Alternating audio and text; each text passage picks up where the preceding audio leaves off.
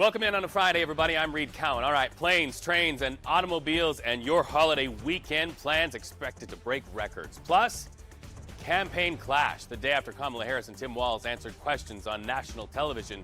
Team Trump tries to reignite the cultural battles over education. This is CBS News 24/7. Let's go.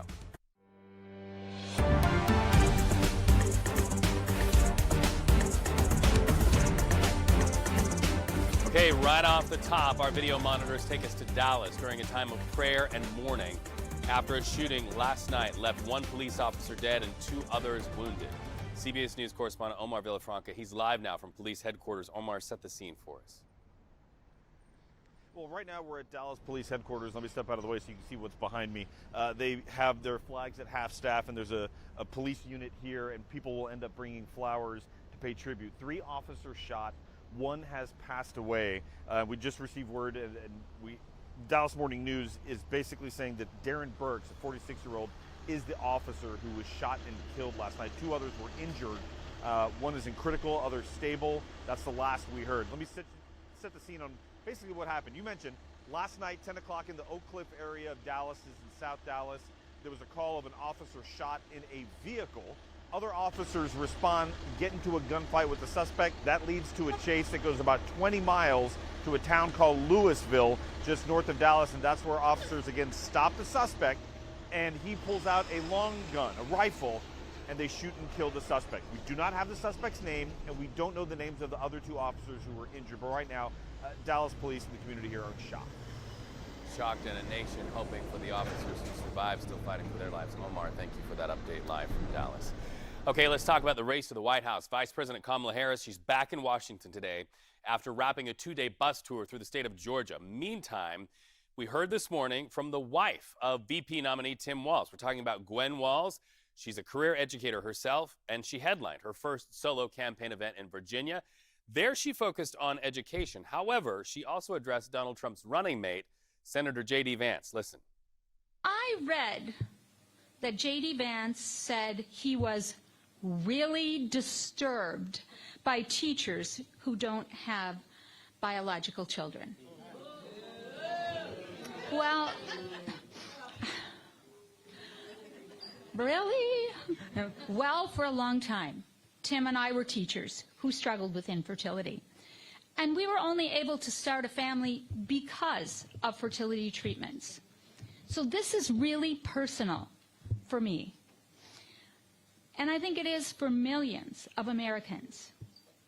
We do not take kindly to folks like J.D. Vance telling us when or how to start our families.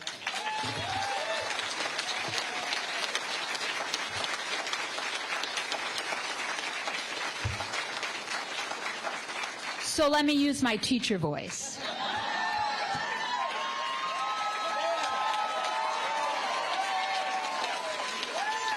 English teachers, you know what these babies are for.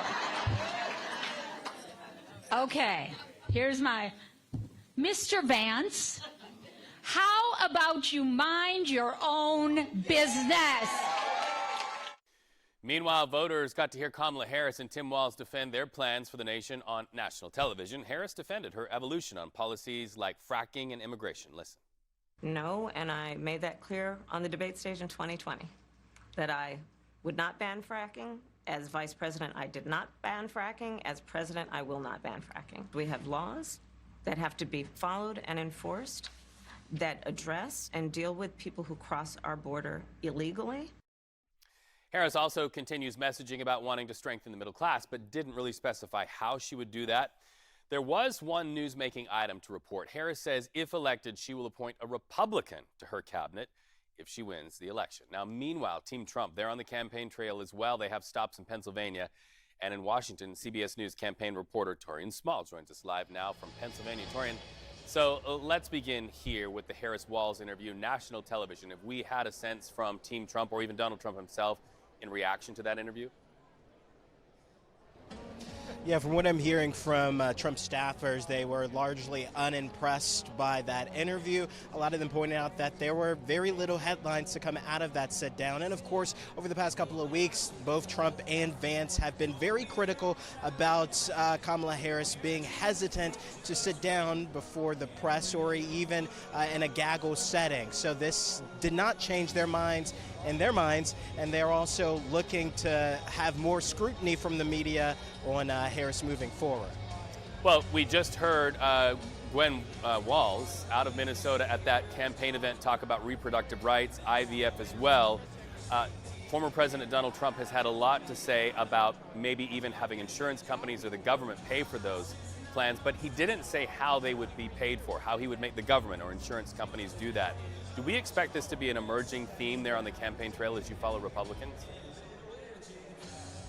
Absolutely, which is probably part of the reason why he didn't necessarily give details on how he was going to get that covered. But it was especially notable news because his senior advisors came out before the speech to say, pay attention to Trump, what he says about IVF. He believed that it's going to make major news. The reason why we're seeing Trump move to the center here is because for the past weeks, both at the DNC but also on the trail from Harris and Walz, we've seen attacks on Trump on reproductive rights. Walz especially has been pretty targeted in his attacks on Vance and Donald Trump, saying that they're going to take away access to reproductive care like IVF. So this is Trump's way of countering that. The question, though, moving forward is how would this play along Trump's base with evangelical Republicans, Christian conservatives? How would they react to that? How would they react to his silence on the Florida abortion ban, which he'll eventually have to vote for, but he has not made clear yet where he stands on that issue? All right, Torian Small, thank you so much. CBS News campaign reporter once again following the Trump campaign. We appreciate you. Hey, when we come back, we're going to be talking to another member of our CBS team live in New Jersey. Of course, we know you are packing to get away for the Labor Day holiday. We have some news you can use as you go out and experience the travel records. It's going to be a huge weekend for travel. We'll be right back.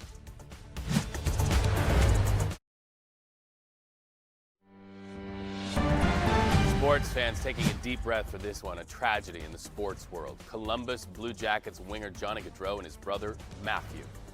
They were killed while riding bicycles in New Jersey today, both hit by the same car. Police say the driver is suspected of being under the influence of alcohol, faces charges today. Adding to the tragic news, Gaudreau and his brother were in that area for their sister's wedding scheduled for today in Philadelphia. In a statement on social media, the Blue Jackets called the deaths an unimaginable tragedy. Listen up, True Crimes podcast fans. A major case that powered that podcast back in the headlines again. The Maryland Supreme Court reinstated the murder conviction against Adnan Syed, convicted in 2000 of killing his high school ex-girlfriend. That state's high court ordered another court to redo a hearing that cleared Syed's name 2 years ago. He's been out of prison since 2022. There he is, walking out of court. Baltimore judge overturned that conviction after prosecutors found flaws in the evidence. Let's jump the map to New York in another high-profile court case. We have new information about this one. It's Donald Trump's hush money case. Trump's attorneys want the feds to take up the case. Why? His attorneys argue Trump is entitled to a federal review in the wake of the Supreme Court's recent decision on presidential immunity. Now, while we await the response to this request, remember, if the case remains in that state court, Donald Trump is scheduled to be sentenced next month, just weeks before the general election. Let's go to California now, where lawmakers there cracking down on flamin' hot Cheetos and Twinkies. So here's the backstory on this. Lawmakers there voted to ban schools from serving the snacks, saying they contain food additives linked to behavior issues in kids who have ADHD. The bill is on Governor Gavin Newsom's desk for signing. So far, no word on whether Newsom will actually sign it. Well, millions of you across the country likely packing up and getting out for one last summer vacation this Labor Day holiday weekend. At the airport, the TSA expects this to be its busiest Labor Day weekend on record, with most people choosing to fly out today. In fact, take a look at this map. This shows you just the sheer volume of airplanes in the air right now. This is from FlightAware. Every one of those planes over your heads right now, no matter what you're doing, coast to coast and from north, south, east, and west here in these United States. Safe traveling to all of them. CBS News national correspondent Roxana Saberi, she's live now from Newark Liberty Airport, New Jersey. Okay, Roxana, take the temperature of travelers today for us. Hi, Reed. Well, here in Newark, we've met some travelers who are in kind of grumpy moods. A couple said that they couldn't get home because they missed a connecting flight. All the other flights are packed, so they're trying to get on a new flight to get home. Another couple were relieved that they got here because they almost missed their flight this morning. They didn't accommodate enough time because of the extra crowds to get through security. So we're feeling a bunch of different moods here. A lot of people are just ready to get the holiday weekend started. People we spoke to are among the millions who are planning to squeeze out the last bits of summer this weekend by taking to the skies. The TSA is preparing to screen about 2.86 million people today alone. It is the peak travel day for TSA during this holiday weekend. The major U.S. carriers also expect to fly a record number of passengers. For United, that's nearly 500,000 passengers a day this weekend. A spokesperson there told us the airline's adding around 1,500 flights a day to accommodate the high demand. Reed? Roxanne, I talked to somebody at a ticket counter recently, and they said, I am part ticket counter agent and part therapist for people who are coming through on stressful days. Do you have any news you can use for travelers who are out there taking to the friendly skies and hoping they are friendly? Exactly. Everybody is hoping they're friendly. Well, travel experts say over the next couple of days, if you are flying, it's better to try to get going in the afternoon. Because they're mostly busy, the airports, before 1 p.m., but the international hubs like JFK in New York or here in Newark are busier in the evenings. Now, the top 3 busiest U.S. airports over Labor Day weekend will be Atlanta, Chicago O'Hare, and Dallas, Fort Worth. A few personal tips, which many of you already know. You could try to check in on the app or online and save yourself some time at the airport. Reed? Good magazine, good book, maybe a bag of chips. That's the way I like to do it. Roxana, thank you so much. Safe travels to you as well. Well, you know, the airport where things are not easygoing, Seattle. In fact, that city's airport still reeling from a cyber attack. In fact, people flying on some airlines and even international flights there seeing longer than expected wait times, especially when checking bags. That's why you're seeing a lot of bags piling up there. Listen. Today I had to come very early, and now I'm standing in this long queue. We're looking for someone to help us. An agent. There's supposed to be agents down here, supposedly. There's nothing they could do about it, nothing I could do about it, so I hold no grudges. Be patient. All right. Well, yesterday, SeaTac had to write on whiteboards the departing flight information. You see those screens there? They went dark. But by today, they say the systems are in test phase. They're trying to get them back up and running. Well, if you're going to Pennsylvania, listen up. Widespread flooding may be a part of your travel story. This is video from the volunteer fire company there. This is the McClure Volunteer Fire Company, and this is their reality. They're walking into businesses flooded, streets flooded, and a lot of homeowners also flooded. The storm's also forcing several of the roads to shut down, which affects first responders' ability to get in and get out. Jess, Pennsylvania, a soggy mess today. It is a soggy mess today as they clean that up, gearing up for a long weekend ahead, and they're expecting more rain right around the corner. Let's start off with Futurecast. We have a line of storms starting to build over Indiana, all the way over into Ohio and back into Pennsylvania as we head into the next 24 hours. Starting off today alone, the system is slowly building its way over Missouri, bringing in some localized flooding. And then as we continue to watch the storm track off closer to Detroit, there's also some other issues just besides rain. I'll get to that in a second. This continues to move its way over into New York and Pennsylvania, though, where a severe weather outlook kind of stops right at the brim of it. This stretches all the way back into Missouri, a marginal risk right now, a slight risk directly over the city of Detroit. So we keep a close eye on travel forecasts, especially in that region, all the way down into the Carolinas too. Northern South Carolina, as well as all of North Carolina is under a damaging wind threat as we head into the evening hours tonight. We can also see some active weather into the overnight hours, early morning hours tomorrow, all the way up into Indiana, stretching over into Detroit and right back down into Columbus, Ohio, with large hail possible in that region too from that exact same system. Now, as we take a look at today's travel forecast all throughout the states, it's looking sunny and warm over in Denver. It's nice and cool over into areas like New York. However, there's thunderstorm activity down in Texas, close to Houston. We're also seeing some thunderstorm afternoon showers build killed really in the city of Atlanta. Let's take a look at the floor map real fast as we head into the coming days. Well, we're still holding on tight to triple-digit weather down into the southwest in areas like Las Vegas, stretching over into Phoenix. So it is going to be a hot weekend there for Labor Day, all the way over into areas like Kansas City, 70s in the forecast. We still are breaking records in communities like Louisville and Cincinnati in the upper 90s today, but the feels like temperature is even hotter thanks to all the relative humidity there, Reed. That's why we have pools, the last dip, as it were, on Labor Day weekend. Jess, thank you so much. Hey, when we come back, word of a pause in fighting between Israel and Hamas. Children are the reason why. We'll go live to that region when we return.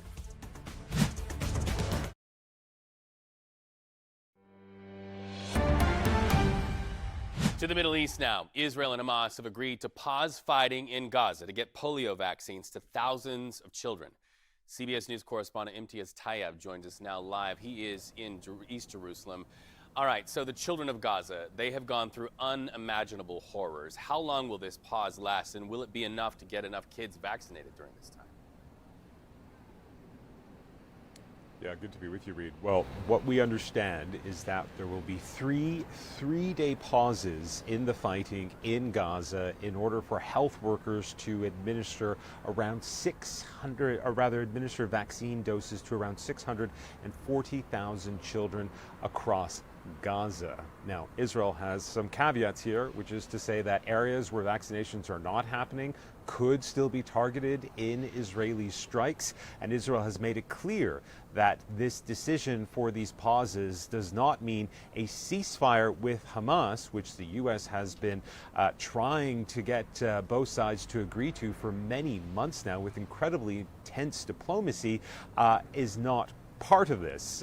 Whatever the case, the situation in Gaza, especially when it comes to the fear or the specter of polio, is incredibly rare. In fact, we this week reported on the story of a 10-month-old boy who was Gaza's first recorded case of polio in a quarter century. He's paralyzed in the leg down, and the fear is that there could be a massive outbreak of polio across the devastated Gaza Strip. But Israeli officials have told us that part of the reason they came to this decision is because it fears that if there was an outbreak of polio in Gaza, there would be one in Israel too, affecting Israeli children as well. Something Israel said that they will pause the fighting despite many, many months of violence for this one reason. Reed. I guess one of the questions I have, we've talked about infrastructure taking so many hits there where this fighting is played out. Do hospitals even have the infrastructure, the capability to store the vaccine, to keep it the way it needs to be kept so it remains so that it keeps its efficacy?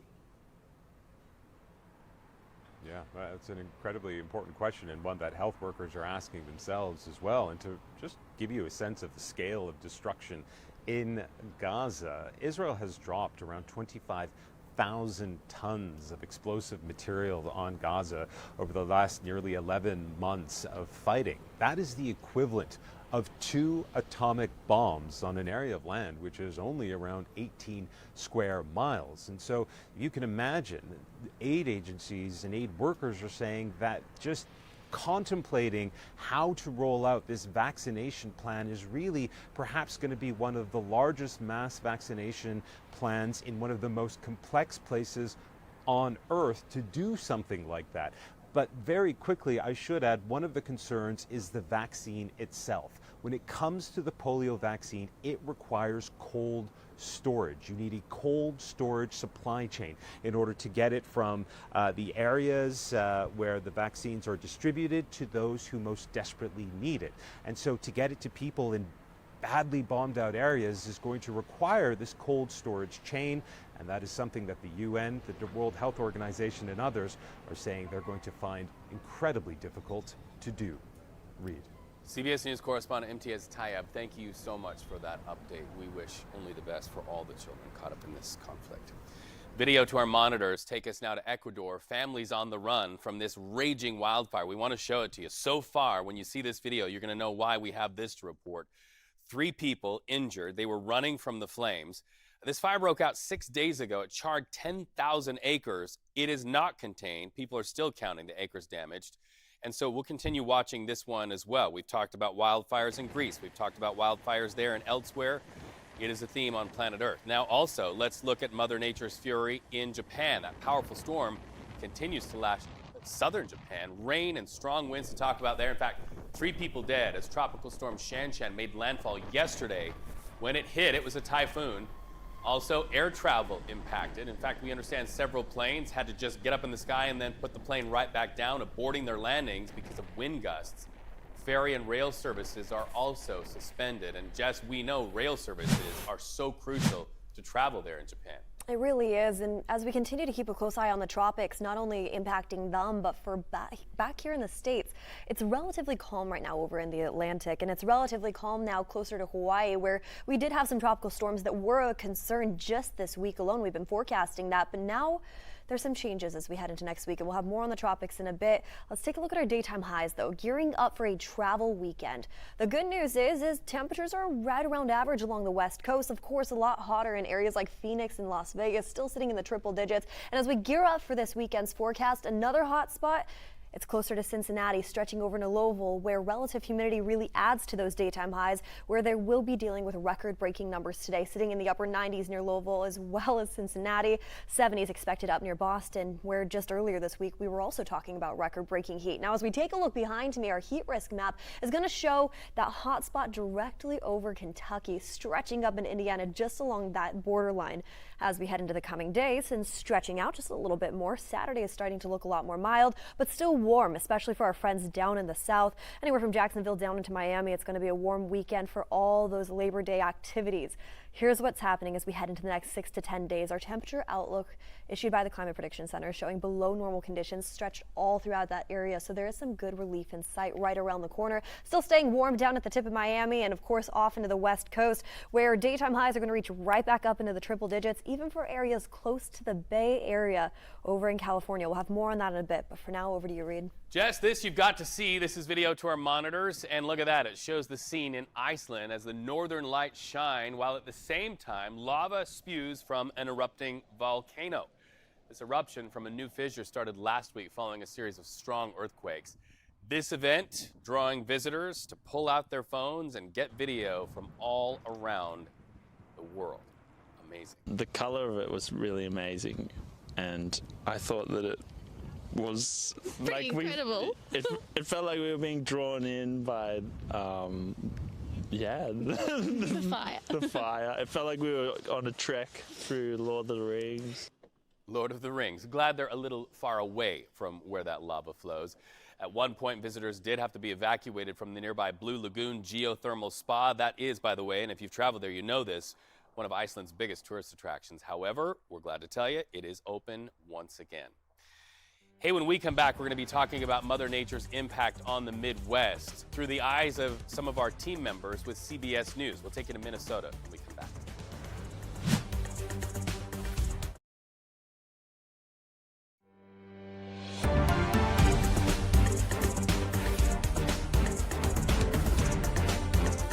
We've got an update on that Dallas shooting that left one police officer dead. Here is your headline. The Dallas Morning News reporting the officer's family has identified that officer killed as 46-year-old Darren Burks. They say Burks is a former teacher who just completed his police officer training. 2 other officers were injured last night following a shootout with the suspect. That suspect killed by police after leading officers on quite a long chase on roadways. Flags at all Dallas municipal facilities are flown at half staff today. One of the doctors facing charges in connection with the death of Friends star Matthew Perry facing a judge today in a Los Angeles courtroom. CBS News correspondent Adam Yamaguchi is live on the stream right now. Adam, do we expect a plea today? Yes, we are expecting to hear a guilty plea from Dr. Mark Chavez. He's one of the 2 doctors that's been charged in connection with the fatal overdose that took Matthew Perry's life earlier last year, I should say. Now, he's one of 3 people at this point who have reached plea deals with the DOJ, as the DOJ helps to build its case against 2 of the big fish, one of the other doctors, as well as the drug dealer who's supplied the very fatal dose. So let me just rewind a little bit and dig into some of the details of the indictment. So Matthew Perry's intermediaries reached out to Dr. Plasencia, who was the other doctor in this case. Dr. Plasencia then reached out to Mark Chavez, who again is going to be in court this afternoon, to source that ketamine. And so he reached out to his former clinic as well as a wholesaler, using falsified prescriptions, was able to obtain that. He then sold that to the other doctor, who then sold the ketamine vials over to Matthew Perry's intermediaries. And all of this told, the Dr. Mark Chavez is expected again in court, and he faces a maximum sentence of up to 10 years in prison. A lot of details to chase there, and we're glad you're able to spell them out for us. Another question I have, you talk about the big fish in this case. Is that to say that there are some little fish that police could be still chasing and that there could be more people charged in this? No one is ruling that out at this point, but it seems as though the DOJ is confident in its case as it stands right now. These three leave behind, quite a bit of paper trail, the digital trail, I should say, of text messages, in kind of revealing the inner workings of how all of this played out. And again, these three will play a critical role in helping build that case against, again, those two big fish, Dr. P, as he's known, Dr. Salvador Plasencia, as well as Jasmine Sangha, who is accused of having run a drug emporium out of her North Hollywood apartment, and who ultimately sold the fatal doses to Matthew Perry. CBS News correspondent Adam Yamaguchi, thank you so much for that update. One guilty plea, and we appreciate knowing that is yet to come today. All right, so to politics now. Vice President Kamala Harris and running mate Tim Walz, they are sitting for their first joint interview that aired in primetime on CNN. Likely you saw it. Harris says one of her first priorities is to strengthen the middle class. However, she didn't really specify how she would accomplish that. CBS News political director Finn Gomez joins us now. Okay, so Finn, Labor Day sort of marks a turning point in the race to the White House. Can we expect to see campaigns change strategy going into the debates? Maybe not changing strategy, but really focusing on the issues that they know will appeal to their base and also to the center. So, Reed, like if you look at Labor Day on the Harris side, Harris will be appearing in both Pennsylvania and Michigan, key swing states that are also known as Rust Belt states, where there's a lot of union voters, sort of blue collar voters, and she'll be appearing with President Biden in Pittsburgh, Pennsylvania. Of course, this will be the first time that these two will appear in a joint campaign event since the president dropped off the ticket and she moved to the top of the ticket. Donald Trump will also be hitting some key swing states next week, including North Carolina. And so what we're seeing in these final sort of just about 67 days now. Labor Day will be 64 days until the November 5th election. It's really this last final stretch traditionally where they just hit the trail running and really focusing on the key areas that they think will best appeal to voters. Well, Donald Trump is facing some backlash today from conservative over comments that he made on abortion. What is that reaction?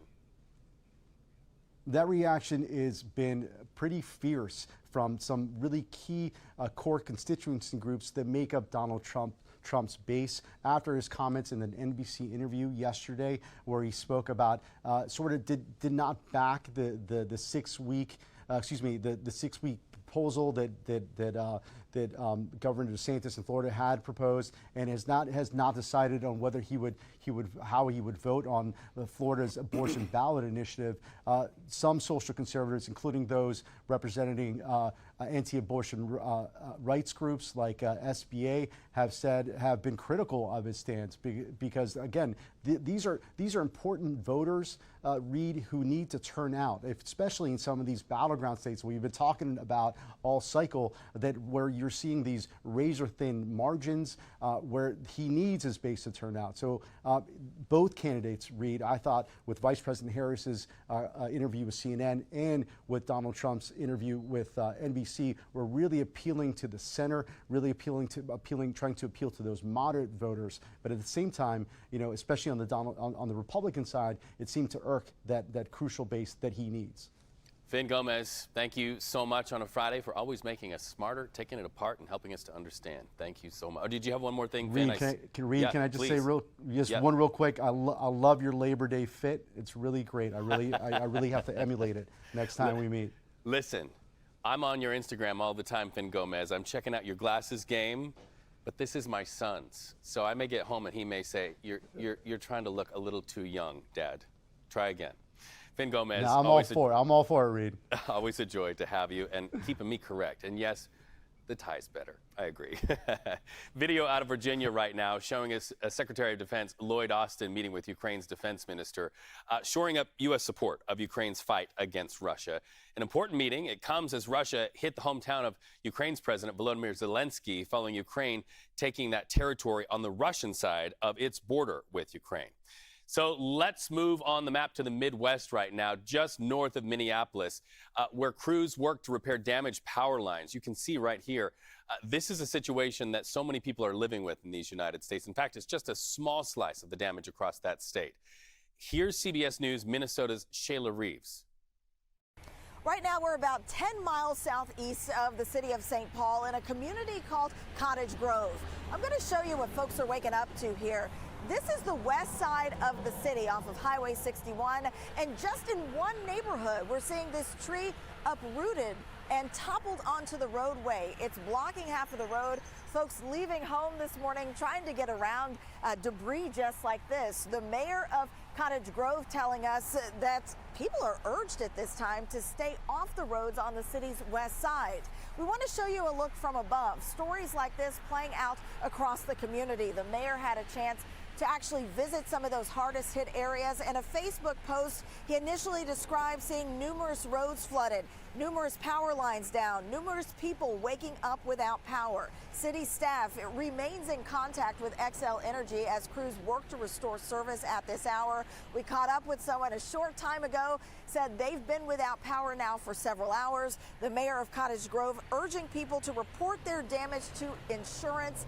Despite the challenges, though, he said he has been witnessing neighbors working together, helping neighbors as folks work to get cleaned up. He said at moments like this, events like this is when we see the best in each of us. Back to you. CBS News in your communities where you live your lives. And now let's go to Pennsylvania, where a sinkhole swallowed a truck. Look at that after heavy rainfall and widespread flooding. The camera having to zoom in. That truck is so far down in that sinkhole. Luckily, you don't see anybody in that truck. They got out, got the help that they needed. But this is just the power of Mother Nature. We're just glad to report, Jess, that nobody was injured in this case. Lots of flooding in that region just within the past 24 hours. They're getting a break right now and getting some fresh air before they gear up for more storms that are coming within the next 24 hours. This next line of storms comes as we kick off the Labor Day weekend. Currently just over Michigan, stretching all the way down into areas like Missouri. It's starting to strengthen, though, into the overnight hours. This storm will continue to bring in heavy rain, potential hail, and a lot of other issues, too, when it comes to damaging winds all throughout that region. So gear up for this as we head into the coming days. The severe weather outlook right now, not only highlighting that region, but North Carolina as well as northern South Carolina with a marginal risk and a slight risk directly over the city of Detroit. So if you are planning on traveling there within the next 24 hours, keep in mind damaging winds are possible in that region, as well as a localized isolated hailstorms too. This can happen anywhere from Indianapolis right back down over into Illinois too. So our travel forecast today, well, all throughout the states, it's looking a little different for everyone. Upper 80s today in Denver. We're expecting 70s in New York. St. Louis having a little bit of thunderstorm activity that we just mentioned. And as we take a look at our floor map right below me, heading into the coming days, we are expecting daytime highs to still hold on tight to the triple digits in Las Vegas, stretching over into communities near Phoenix. Albuquerque today in the 80s. Now we are still breaking some records for heat, and that's closer to Cincinnati all the way over into Louisville. That community right there dealing with some extreme heat right now, which I'll have more coming up in just a bit. But Reed, it's the weekend. It's a long weekend too, so many people out there traveling and gearing up for what's to come. Yep, and kids out of school, they'll be so happy for that. Let's talk about kids out of school. You see what I got in my hand, my cell phone here. Should a cell phone be allowed in a classroom? That's the issue one of our correspondents is tackling in our Eye on America when we come back.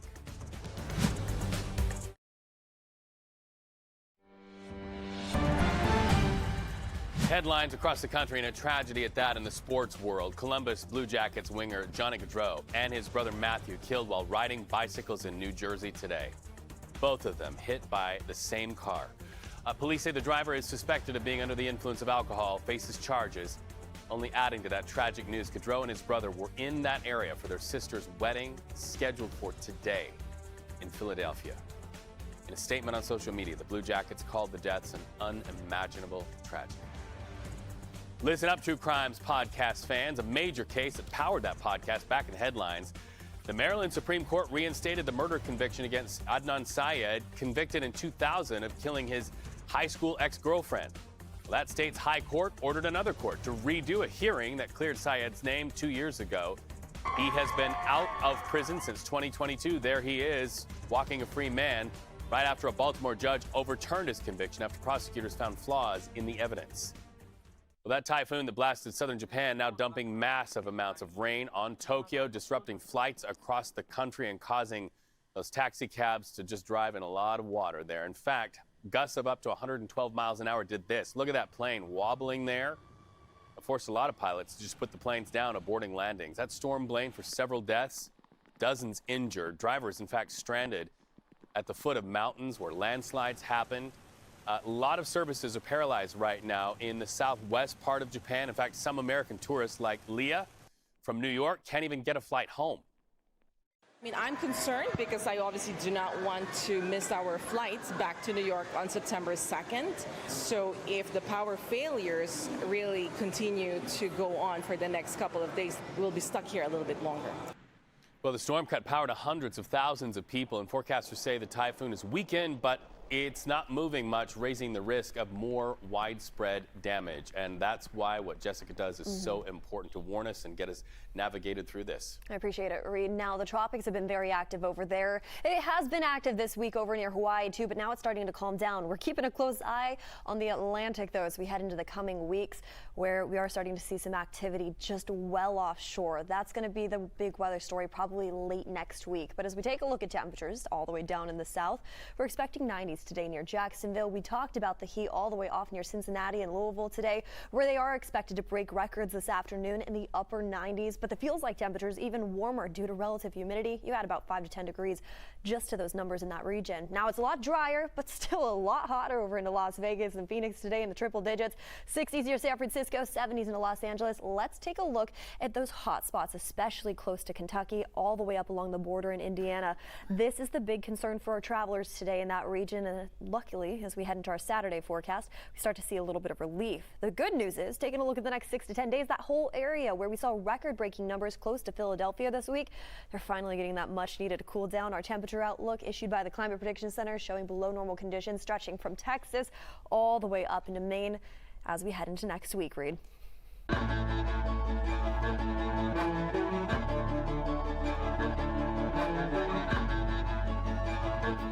CBS News, Eye on America, keeps us rooted in stories from your communities. And you know, one of the hottest debates raging right now in classrooms is whether students should have access to cell phones in the palm of their hands during class. Well, you know, this is a conversation in many legislative bodies. Lawmakers in 12 states banned or even incentivized bans on phones in class. CBS News correspondent Meg Oliver reports one of those states is Virginia, where Republican Governor Glenn Youngkin just signed an executive order on cell phones in class set to take effect in the new year. Good morning, everyone. Each morning, these middle schoolers begin their day with a lesson in restraint. I'm not worried about the notifications I'm getting and who's texting me or what's going on social media. That must be a nice break. Yeah, definitely. Jasmine Anderson is an 8th grader at Martin Luther King Jr. Middle School in Richmond. They're piloting Yonder pouches to lock up cell phones and store them in a supervised backpack. Jasmine Armistead teaches 8th grade English. When you first started this, you put the phone in the pouch and you gave it back to the student. Yes. How did that work? It didn't. It didn't work.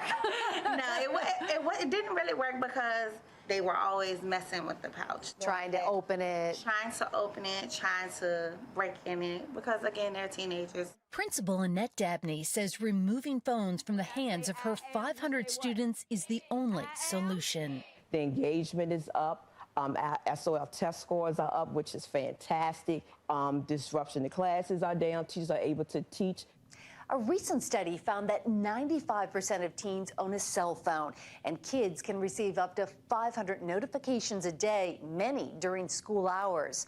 And more than half of students spend at least 43 minutes on their phone at school, roughly the same amount of time as a class period. We were going to do something. Virginia's Glenn Youngkin is the latest governor to issue an executive order. He's requiring districts to limit or ban cell phones by January 1st. Many are already piloting programs. As a parent, Did you ever text any of your kids when they were in high school, or did your wife? I'm sure we did. We're all guilty. I'm sure we did. And I think this is part of meeting some of parents' concerns. I mean, the basic concern that a pickup time has changed or a doctor's appointment has changed, those are the kinds of, I think, very practical concerns that need to be put in place. How many snaps do you typically get during the school day? 1 million. Cell phones are going in the pouch. At Huguenot High School across town, they're taking a different, less restrictive approach. Students turn their phones in during class, but can use them between periods and at lunch. It feels much better because at least I can see my phone. And if I really need it, I could just go up and get it.